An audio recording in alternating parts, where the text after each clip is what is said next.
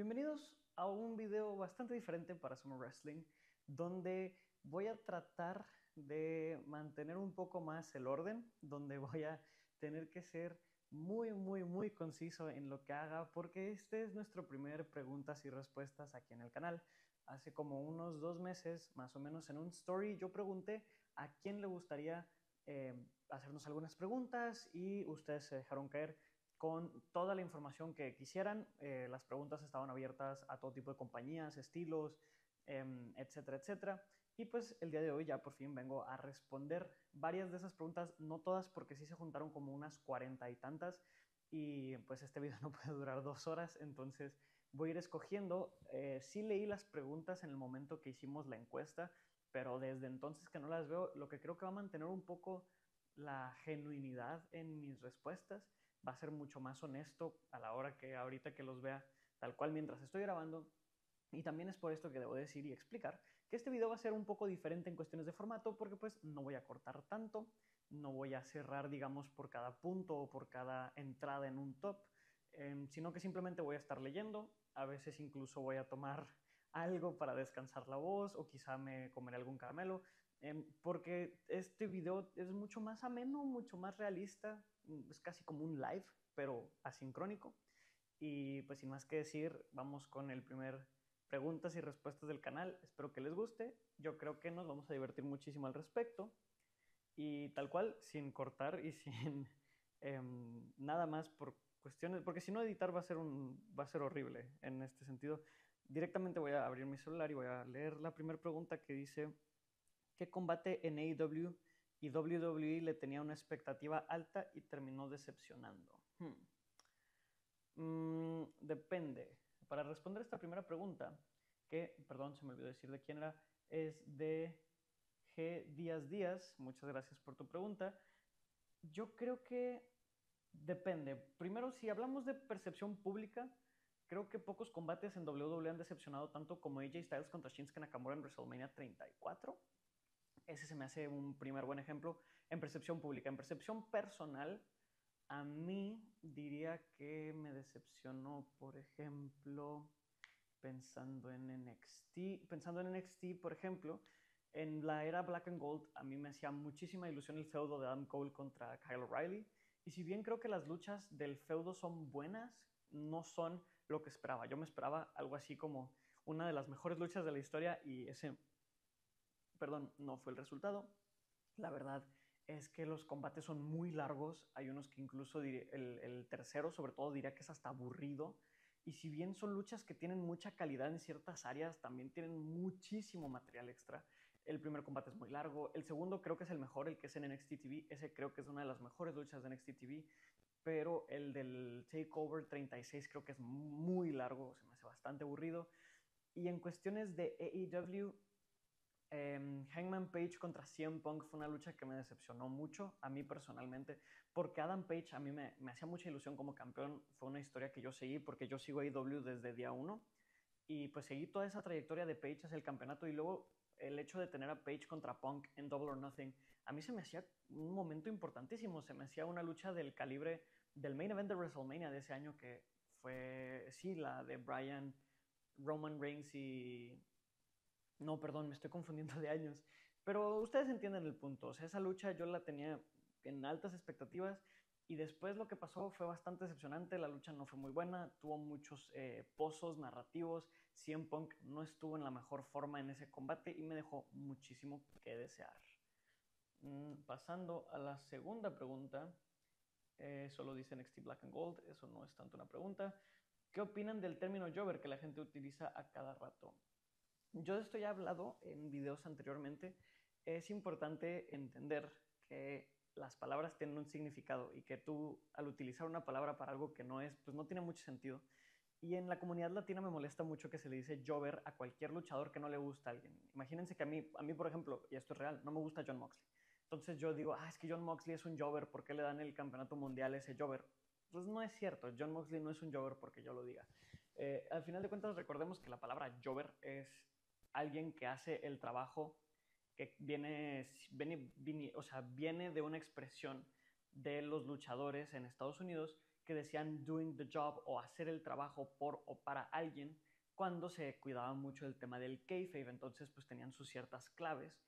Y un jobber era alguien que perdía mucho, que hacía el trabajo muchas veces, pero era algo que en el entonces tenía muchísimo honor y orgullo en hacerse, porque los jobbers eran parte de un proceso de crecimiento. Tú eras jobber como X-Pac, por ejemplo, y luego tenías tu momento de breakout, donde pues salías de esa área como X-Pac cuando le gana a Scott Hall, y luego ibas poco a poco progresando tu carrera. Entonces, el jobber no es un luchador malo, es un luchador que pierde mucho. Y a mí me molesta cuando la gente le dice jobber a un luchador que no les gusta, porque puedes decir que no te gusta, incluso puedes decir que es malo solo porque no te gusta, lo que también teóricamente está mal, pero de todas maneras que le digan jobber sí me estresa un poquito porque no tiene nada que ver una cosa con la otra, y mucha gente de la que usa esa palabra lo hace para verse inteligente o como que saben, y solo terminan viéndose peor. Pasando a la siguiente pregunta, y me sorprende que mi cámara no se haya cortado porque mi cámara tiene un set para cortar después de cierto tiempo. Aún estoy, dice Han Ledesma o Jan Ledesma, no estoy seguro, aún estoy encabronado por sacrificar a Kyle O'Reilly con el campeonato por NXT 2.0. No es una pregunta per se, pero sí voy a responder o voy a decir algo al respecto, que es que yo también sufrí mucho la era 2.0. Yo también creí que Kyle O'Reilly iba a ser campeón mundial de NXT por ahí del 2021, cuando estaba teniendo este push individual, que tampoco fue muy bueno, siendo honestos, pero yo soy muy fan de Kyle O'Reilly. Y sí creo que el 2.0, bueno, el 2.0 a mí me alejó de WWE. Respondiendo a la pregunta, que no es tanto una pregunta, ¿qué me provocó a mí el NXT 2.0? Yo me alejé de WWE, porque yo del 2018 en adelante solo veía NXT. Entonces el momento que me quitaron NXT y que NXT UK ya no se pasaba como se pasaba antes, yo simplemente dejé la programación de WWE y no volví hasta que Triple H tomó el mando, más o menos por ahí del 2022. Y en esas épocas lo que me mantuvo viendo Pro Wrestling fue AEW. Después la siguiente pregunta, pay-per-views contra PLEs de lo que va del año. Eso está interesante. Creo que en general en 2024 hemos tenido muy buenos años, o sea, un muy buen año. Creo que hemos tenido muy buenos pay-per-views y muy buenos premium live events. Sí creo que los pay-per-views de AEW han sido un poco mejores, porque creo que han estado un poco más arriba en cuestiones de ritmo. Porque Triple H tiene esta obsesión con el ritmo de los pay-per-views, que lo podemos ver también en NXT, donde solo tiene 5 o hasta 6 luchas en un pay-per-view. Y eso normalmente debería de ayudar mucho al ritmo, porque todas las luchas son buenas, pero también lo que hace es que todas las luchas son muy largas. Entonces, perdón, entonces yo lo que creo es que si bien sí está chido que las luchas de un pay-per-view se sientan importantes y que sea difícil ganarte tu lugar en un pay-per-view, Nia Jax ha sido parte de 1, 2, 3, 4 pay-per-views este año. Entonces está bien que sea tan exclusivo llegar a pay-per-view, pero ¿por qué si es tan exclusivo? No, 5 pay-per-views, perdón. ¿Por qué si es tan exclusivo metes a alguien como Nia Jax a pay-per-view? Se me hace una reverenda tontería. Y en televisión hemos tenido muy buenas luchas que bien pudieron haber sido en pay-per-view. Entonces, los Premium Live Events tienen eso, mientras que AEW tiene la situación completamente al revés, que es que los pay-per-views de AEW siempre tienen una o dos luchas malas, porque siempre lucha o Chris Jericho o Sasha Banks o los dos. Y en caso de AEW, las luchas de Mercedes y las luchas de Jericho en pay-per-view todas han sido muy malas este año. Jericho ha tenido sus excepciones en televisión, pero no quita que las de pay-per-view han sido todas muy malas. Entonces, yo sí creo que los pay-per-views de AEW han sido mejor, porque a final de cuentas te ofrecen más contenido, entonces es más fácil que salgan mejores luchas, porque pues a final de cuentas son más. Y aún así, aunque son más luchas, y es más probable que haya mejores luchas, pero también es más probable que haya peores luchas, AEW ha logrado sacar las malas luchas de sus pay-per-views. No sé cómo le han hecho, porque esa era la constante con AEW, que eran estos pay-per-views de 4 horas y media el año pasado y los años anteriores, y yo les digo esto porque los he visto desde siempre, pero siempre tenían una o dos luchas malas, o 3 o 4 luchas malas que para nada debían estar en pay-per-view, y este año creo que han recortado mucho eso. Creo que All Out, All In y Wrestle Dream fueron pay-per-views que no tuvieron una sola lucha mala, y eso es un gran logro considerando el tamaño de las cards. Creo que Wrestle Dream es el mejor pay-per-view del año, de esto voy a hablar más adelante, ya para los tops de fin de año, pero creo que Wrestle Dream es el mejor pay-per-view del año porque no tiene una sola lucha mala y no tiene un solo momento malo en 4 horas 45 minutos, lo que es impresionante. Y tiene, en mi opinión, 2 o hasta 3 luchas 5 estrellas, no me acuerdo, no, solo 2 luchas 5 estrellas. Y aunque los PLEs han sido muy buenos, siempre en todos ha habido espacio perdido, ya sea Nia Jax contra Rhea Ripley o la lucha del Royal Rumble masculino que no terminó de funcionar. En WrestleMania también hubo mucho relleno. También en los pay-per-views de Arabia Saudita no fueron tan buenos. King of the Ring fue muy bueno, pero el Crown Jewel la verdad es que no estuvo chido.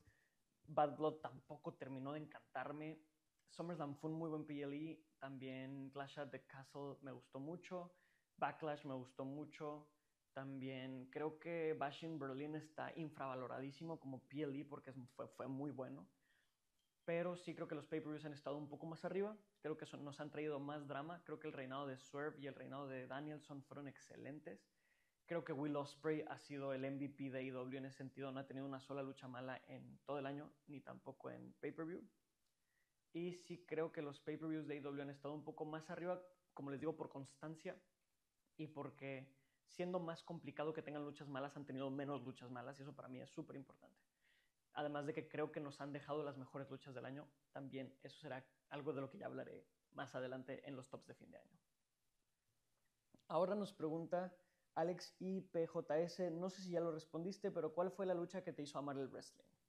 No sé si, digo, no, más bien, sé que sí lo he contado en TikTok, no sé si en video o en live, pero mi primer recuerdo personal es el main event de WrestleMania 20. Mi primer recuerdo de toda mi vida es Chris Benoit contra Triple H contra Shawn Michaels.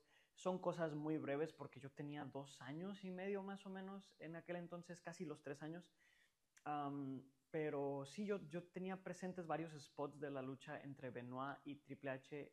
Bueno, lo que yo creía de chiquito que era Benoit y Triple H porque no me acordaba de que Shawn Michaels había estado involucrado.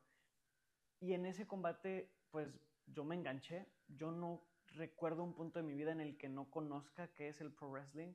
Entonces sí reconozco mucho que podría decirse que esa lucha me enganchó, porque es mi primer recuerdo personal y también yo no recuerdo una época de mi vida donde no sepa quiénes son Chris Benoit o Triple H o Shawn Michaels o El Undertaker o John Cena o Randy Orton o Batista. Entonces sí diría que fue esa, además de que es una historia personal pues bastante linda o bonita, si lo quieren ver así. Pero la primera lucha que recuerdo ver en vivo, ya con mucha más presencia, con mucha más conciencia de lo que estaba viendo, fue Batista contra el Undertaker. Fue WrestleMania 23 en general. Batista contra el Undertaker me absolutamente encantó.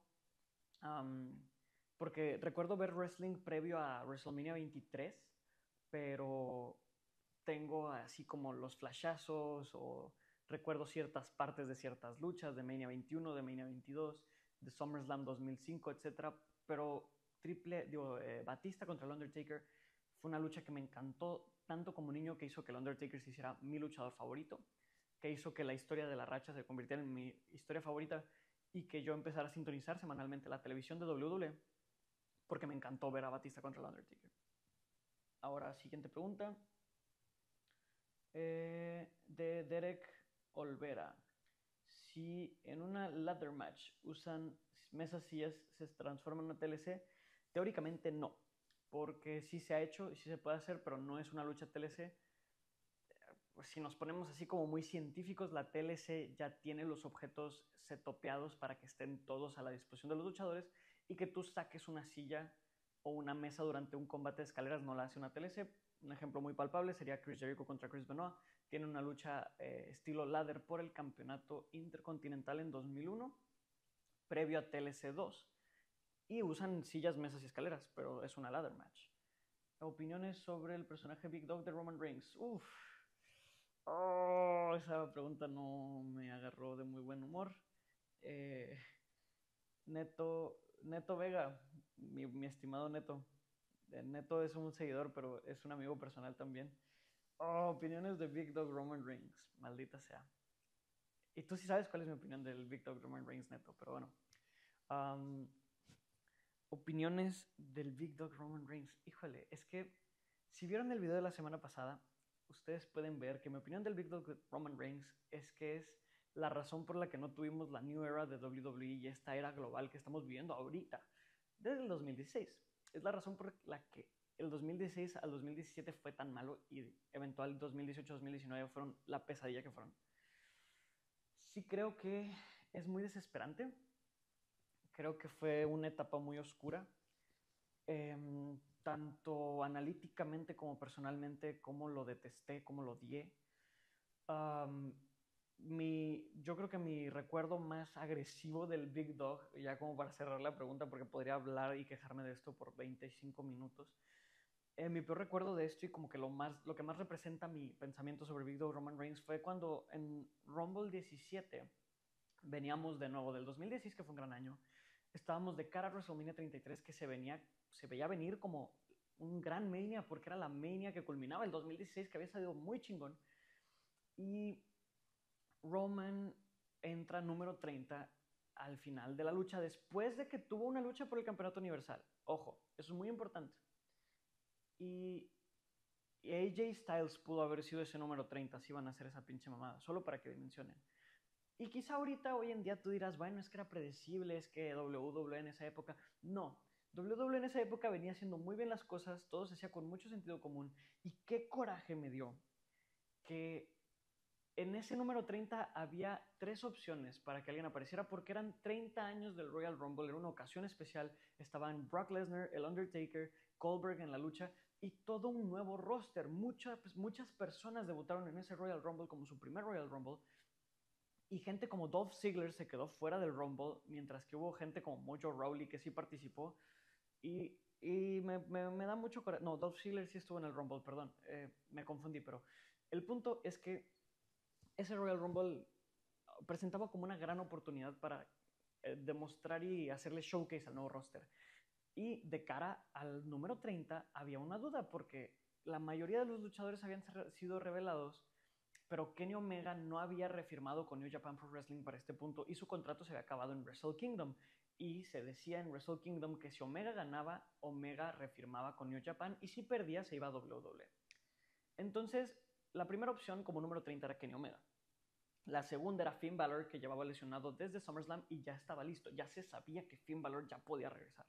Y la tercera opción, o cuarta, era ascender de NXT a Samoa Joe o a Shinsuke Nakamura, porque Samoa Joe llevaba 2 meses fuera de NXT TV y Shinsuke Nakamura acababa de perder el campeonato de NXT contra Bobby Roode en la noche anterior en TakeOver San Antonio. Y el hecho de que de todas esas opciones saliera Roman Reigns, Big Dog, me dio tanto coraje y me hizo sentir tan molesto, pero todavía pensé, ok, el Rumble no termina. Todavía puede ganar Chris Jericho para luchar contra Kevin Owens o todavía puede ganar Sami Zayn para luchar contra Kevin Owens. Hay muchos escenarios positivos de esto. Y entonces Roman Reigns elimina a mi luchador favorito, el Undertaker, que se estaba anunciando se retiraría en Mania 33. O que se estaba rumoreando. Entonces eso significaba que Roman retiraría a Taker. Y no solo eso, después sacó a Sami Zayn. Y no solo eso, después sacó a Chris Jericho. Sacó a todas mis opciones para ganar el Rumble. Y eso es lo que opino de Roman Reigns, que es una enorme mancha históricamente en ese sentido, en lo que pudo haber sido la mejor etapa de la WWE, que apenas está sucediendo ahorita, que pudo haber empezado en 2016 si Vince McMahon no se hubiera aferrado tanto a que Roman Reigns Big Dog tenía que ser la cara de la empresa. Ah, qué coraje. Pero bueno, ya hice mi coraje. Una disculpa. Continuaré con las preguntas de Tiago Cruz, que pregunta, ¿creen que AEW va a recuperarse pronto de la baja venta de los boletos en los shows semanales? Híjole, este es un tema para mí complicado de hablar porque AEW me encanta, pero yo creo que no. Yo no creo que se recuperen de la baja de boletos semanales. De hecho, para el momento en el que hice estas preguntas, no era oficial, pero ahorita ya es oficial, que AEW se va a empezar a mover a coliseos más pequeños. Yo creo que el problema con AEW, y hice un video y una serie en general analizando esto, es que no tienen dark matches. Entonces se cobra el boleto solamente para ir a ver el show semanal. Y si tú buscas un show semanal promedio, porque ahorita en el Continental Classic no cuenta, ahorita sí sería muy fácil decir que sí vas a un show. Pero si tú buscas un show semanal promedio, normalmente tú vas a un show de WWE porque quieres ver a todos. Quieres ver a Cody Rhodes, a Roman Reigns, a Seth Rollins, a CM Punk, a John Cena, bla, bla, bla, bla, bla, bla, bla. Y tienes la oportunidad de ver a 9 u 8 de los 10 luchadores que quieres ver. En AEW no. Al no tener dark matches, normalmente tú vas a un show de AEW para ver la lucha que quieres y el resto de la card solo son luchas de gente que no conoces o de gente que no te interesa si eres el aficionado promedio. Si eres alguien un poco más adiestrado, con más conocimiento o un hardcore fan, pues igual y quieres ir a ver a más gente, pero de todos modos tampoco tiene el atractivo de pagar 80 o 90 dólares por una card que la verdad es que no lo vale. Les soy honesto, yo Dynamite, Collision y Rampage solo veo las luchas que me llaman la atención. Entonces, sí teniéndolo disponible en mi computadora, porque pago una suscripción de algo que se llama Thriller TV de creo que 60 pesos, entonces lo veo en streaming. Si teniendo esa disponibilidad no veo todo el show, ¿por qué pagaría 90 dólares por ir a ver esas mismas luchas que no quiero ir a ver? Entonces yo creo que el problema de AEW radica en eso, en que si tú querías ir a ver a Will Ospreay y AEW viene a tu ciudad y Will Ospreay no lucha esa semana, pues te chingaste. Entonces AEW tiene que mejorar esa situación con un cambio de modelo de negocios y no lo van a hacer. Entonces, porque dejan descansar muchos luchadores, lo que es bueno, pero también deberían de pensar mejor cómo hacen las cosas en ese sentido. Pasando a la siguiente pregunta. ¿Han entrenado lucha? No, personalmente no. Nos pregunta Tadeo García si hemos entrenado lucha libre de algún tipo. No. Yo hice Muay Thai 2 años.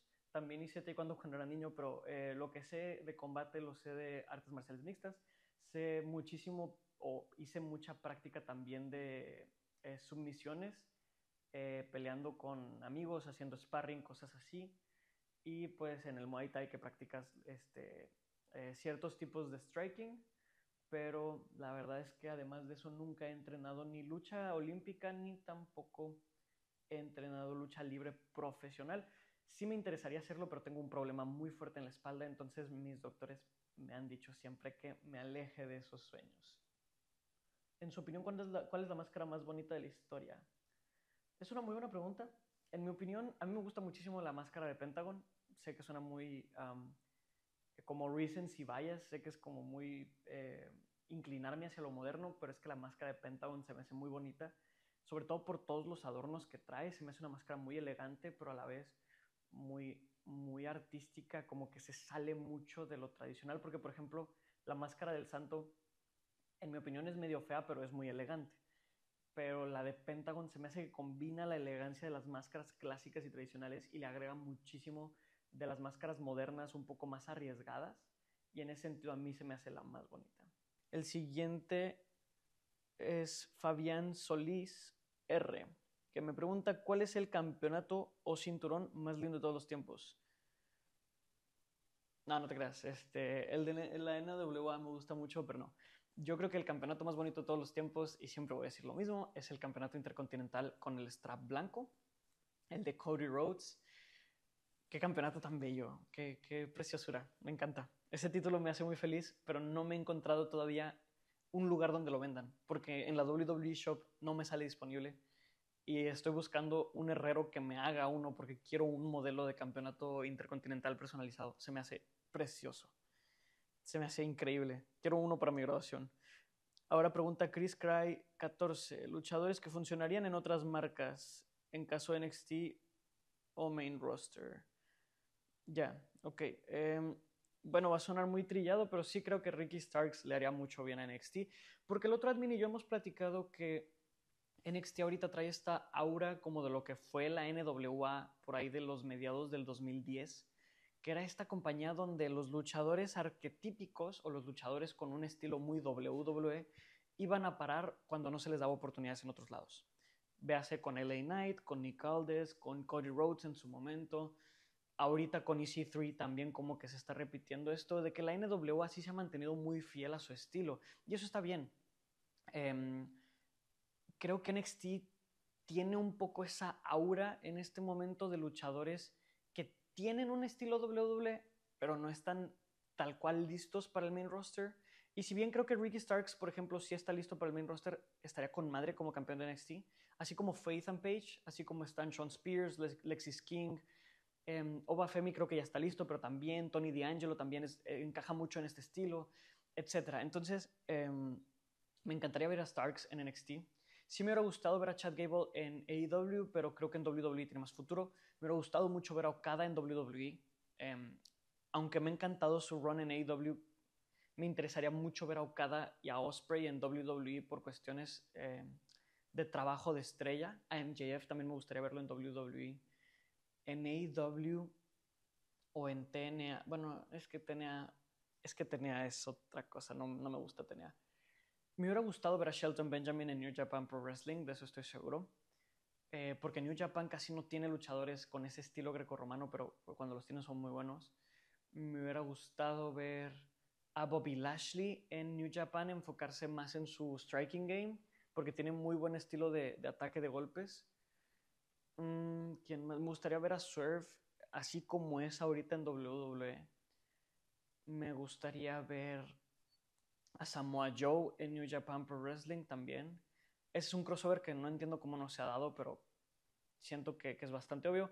Me gustaría ver a Takeshita en New Japan también, definitivamente. Y es que yo más que crossover de en qué compañía me gustaría ver a los luchadores, es con quién me gustaría verlos interactuar. Por ejemplo, a Takeshita me gustaría verlo interactuar con Gunther, con Chad Gable. Me gustaría ver a Danielson regresar a WWE también. Yo me guío un poco más por eso que por el estilo de la compañía, pero a final de cuentas sí creo que esas serían algunas propuestas de cambios que podría hacer. Después pregunta Joel Rico. Mi novia quiere empezar a ver wrestling, ¿podrían recomendar un pay-per-view o lucha? El otro admin le puso a su novia Sean Taker de Mania 26 como primera lucha. Yo no recuerdo cuál fue el primer pro wrestling que vi con mi novia, pero yo te recomendaría que pongas algo que sea muy fácil de entender, porque el pro wrestling es muy complejo. Entonces yo te recomendaría que le pongas una historia muy, muy específica, babyface contra heel, una historia con la que se puede enfatizar, quizá una historia de underdog. Creo que Coffee Mania o la historia de Danielson en Mania 30 son buenas opciones. Danielson Triple H o Coffee contra Danielson en Mania 35. Si quisieras un pay-per-view completo, totalmente te recomendaría TakeOver New Orleans o TakeOver New York. Se me hacen los pay-per-views más fáciles de ver, más divertidos de ver. Si quieres algo un poquito más estilo WWE, quizá un pay-per-view del 2008. Todos los pay-per-views del 2008 son muy buenos. Todos, cualquiera funciona. No Mercy es muy bueno. WrestleMania 24 es muy bueno. SummerSlam 2008 es muy bueno. También dependería si tu novia es sensible o no, porque luego si hay algo como muy violento que no le guste, pues no te acerques al Deathmatch Wrestling, a la lucha extrema, a la lucha de antes del 2009. Y si quieres algo así como más PG, podrías ponerle Cena Punk. Es muy fácil de entender, también es una historia súper sencilla de entender. Y si cuentas con John Cena, ya es una persona famosa que puede ubicar. Eso sería otra, puedes ponerle una lucha de famosos, puedes poner la lucha de Bad Bunny, puedes poner la lucha de alguna de Logan Paul si lo ubica, o lo de Johnny Knox. Bueno, yo lo de Johnny Knoxville creo que es otra cosa diferente, lo de Jackass. Pero sí, algo con famosos también podría ser una buena opción. O también puedes ponerle lucha libre femenina. A mi novia lo que más le gusta ver es lucha libre femenina, porque ella lo dice de esta manera, dice que ver a mujeres hacer cosas que ella piensa son tan imposibles se le hace muy impresionante. Entonces también podrías ponerle lucha libre femenina. En ese sentido, creo que cualquier combate femenino, de nuevo, con estas mismas características, que sea fácil de entender, que tenga una historia muy simple, que esté chida la lucha, es una gran opción. La triple amenaza, Charlotte, Becky, Sasha, creo que suena como una muy buena opción, muy buena propuesta. Espero que lo disfruten y que se diviertan. Pasando a la siguiente, ya vamos a acabar. ¿Quién más? Ahora hay otra pregunta de Montoya GB que dice: el momento que más les ha impresionado en la lucha libre. El momento que más me ha impresionado en la lucha libre, fácil, es la lucha de Mankind contra el Undertaker. Yo nunca he visto algo tan sorprendente. La vi por primera vez cuando era un niño pequeño. Yo tenía unos juegos para el GameCube que se llamaban WWE Day of Reckoning, y hacían mucha referencia a Foley Taker en ese juego, en el 2. Y yo preguntaba quién es este tipo porque en el juego 1 no salía. Entonces me pusieron la lucha de Taker contra Foley para que yo viera quién era Mankind. Y quedé absolutamente impactado. Y cada año la veo en épocas de Halloween porque me gusta mucho que esa lucha sí me hace sentir terror. Eso como sorpresa de impacto, tal cual simple impacto, esa lucha, o el retiro de Sting con el spot de Darby Allin, eso yo genuinamente creí que Darby Allin se nos desvivía en ese momento. Quedé en completo shock, en estado de shock, no pude reaccionar como en 3 minutos, me acuerdo. Y en un sentido acrobático, el spot de Io Sky apenas en Wargames se me hace la cosa más loca que he visto a alguien hacer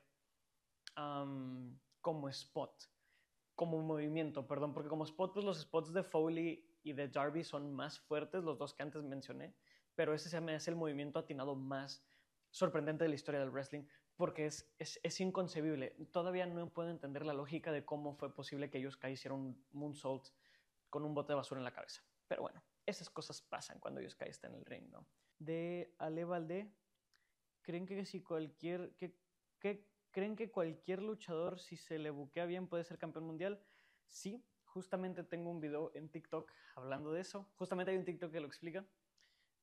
Ahora, Mau ZDH, ¿por qué Gargano Almas es la mejor lucha de la historia?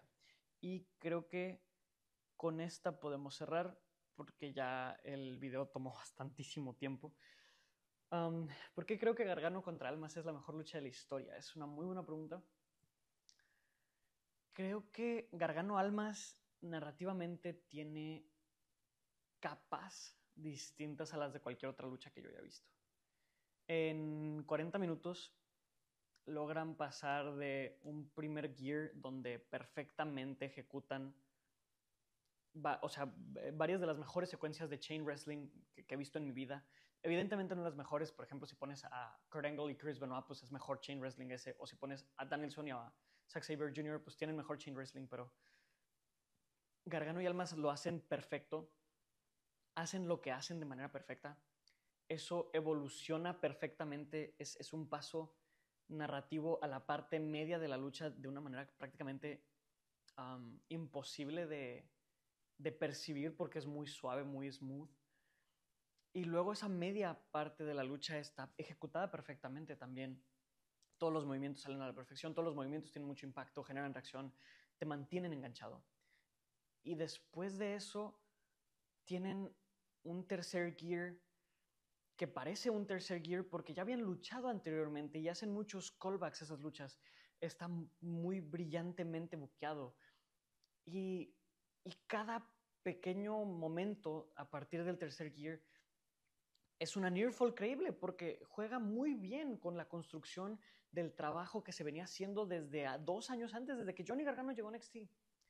Y te hacen build-ups a movimientos, te construyen finishers, te construyen spots para terminar la lucha que habían terminado otras luchas de ellos o que habían hecho ganar a Andrade o que habían hecho perder a Gargano. Y la lucha solo sigue y sigue y sigue y sigue y sigue creciendo. Y el clímax emocional del combate rompe todo lo que Johnny Gargano y Andrade Cien Almas habían hecho antes y creo yo que rompe también todo lo que yo había visto en una lucha para ese punto de la historia del 2017 y que hoy en día la veo en retrospectiva y sigo sin ver nada así. Inclusive Omega Okada en Dominion, que también es una de las luchas más importantes de la historia, siento que no llega a tanto, no llega tan lejos. Se hacen más cosas, sí, pero narrativamente no llega a ese lugar nuevo tan desconocido como esta lucha de Gargano contra Almas. Creo que también está pies y cabeza por encima de las demás luchas porque todo lo que hacen tiene un sentido. Muchas veces se habla muy bien de los luchadores que tienen nuance o atención a detalle. Es que toda la lucha de Gargano Almas es detalle. No hay nada ahí que no signifique algo. Que si tú viste el momento en el que Andrade y Gargano debutan hasta esta lucha, todo tiene una referencia, un significado, un punto en favor sobre algo. Es como el false finish de Andrade pateando a Johnny Gargano contra el poste, pero Johnny Gargano, o sea, vaya, eso pasa en su lucha en TakeOver Brooklyn 3, pero aquí cambia. O también desde el chain wrestling, donde Gargano se siente nervioso a pesar de que es su fuerte, y Andrade se siente confiado porque Zelina Vega le da esa confianza que antes no tenía, son pequeñas capas poco a poco que van construyendo el combate a que sea una obra maestra. Esa lucha es todo lo que el pro wrestling debe ser. Es atlético, es narrativo, es intenso, es espectacular. Desde las entradas también son increíbles. El promo package es muy bueno. Te cuenta cientos de historias, pero solo una historia al mismo tiempo. Es absolutamente increíble.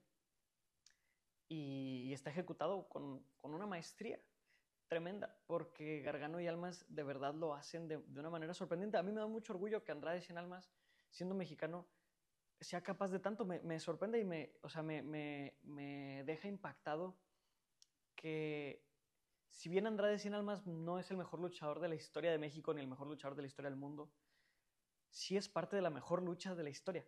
Andrade Cien Almas tiene capacidad de ser parte de la mejor lucha de la historia. Johnny Gargano también la tiene. A Johnny Gargano se le vio tener más luchas así, pero Almas tristemente sale de NXT después de este run con el campeonato mundial. Y esa lucha es increíble. Esa lucha es absolutamente brutal. Es bellísima. Es también muy emotiva porque te tiene emocionalmente, te lleva a todos lados, y Almas y Gargano son tan brillantes que te llevan a todos lados. Ellos manipulan perfectamente tus emociones, y por más wrestling que he visto y por más que conozco y que aprendo y que estudio y escribo y lo que sea, esta lucha está tan bien ejecutada que siempre logra afectar mis emociones. Nunca se la he puesto a alguien y he visto que no afecte sus emociones. Y sí creo que, independientemente de lo que me hace sentir, el trabajo ejecutado es perfecto. Creo que la única lucha parecida que he visto es Ospreay Omega 2, la de ¿cómo se llama? Forbidden Door 2023, donde todo lo que hacen tiene un sentido, todo lo que hacen te genera una reacción, todo lo que hacen te provoca un sentimiento. Si estás con ellos, si estás concentrado en la lucha, si de verdad la estás viendo.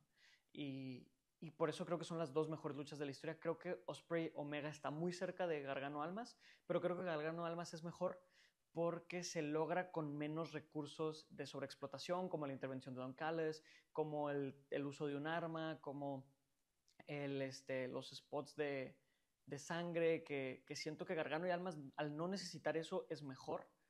Y también porque creo que Gargano y Almas ejecutan sus movimientos y sus secuencias mejor de lo que Omega y Ospreay lo hacen, que es tremendo pensarlo, porque Omega y Ospreay son dos de los mejores de todos los tiempos. Si el video te gustó, te agradecería muchísimo que nos dejes un me gusta acá abajo, ya sabes. También que nos des un comentario, ya sea aquí, ya sea en nuestras otras redes sociales, para los siguientes preguntas y respuestas. También les agradecería muchísimo si me pudieran comentar si les gusta o no este formato. A mí se me hizo un poquito pesado, la verdad es que estoy un poquito cansado, me duele un poco la cabeza de estar volteando y de estar al pendiente de todos los elementos de la grabación, el audio, las preguntas, etcétera, etcétera, etcétera. Pero sí debo decir que creo que en cuestiones de contenido es muy divertido hacer esto.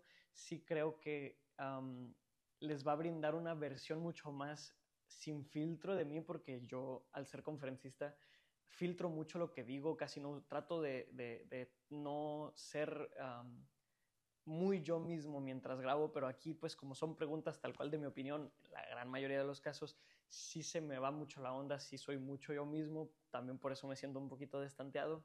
Pero díganme qué les parece este formato, si les gusta o si no les gustó también, porque yo sí sentí que en varios puntos fui bastante lento y fui bastante repetitivo, pero no lo sé. Ustedes me lo sabrán decir mejor que nadie.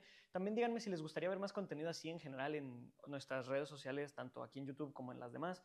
Los invito a que nos sigan también en Instagram y en TikTok y también en Twitter. Acuérdense que también tenemos Twitter, sobre todo el otro admin es quien más lo usa, pero ahí estamos en Twitter también. Y pues sin más que decir, quedo abierto a sus siguientes preguntas, quedo abierto a todo lo que ustedes necesiten. Ya saben que estamos siempre disponibles a tan solo un DM de distancia. Les agradezco muchísimo por su tiempo, por haberse quedado a ver este primer preguntas y respuestas en Summer Wrestling. Esperemos que no sea el último, porque les digo que este formato, aunque se me hizo un poco cansado, sí me ha divertido bastante. Y sin más que decir, nos vemos a la próxima. Chao, chao. Muchas gracias por su tiempo.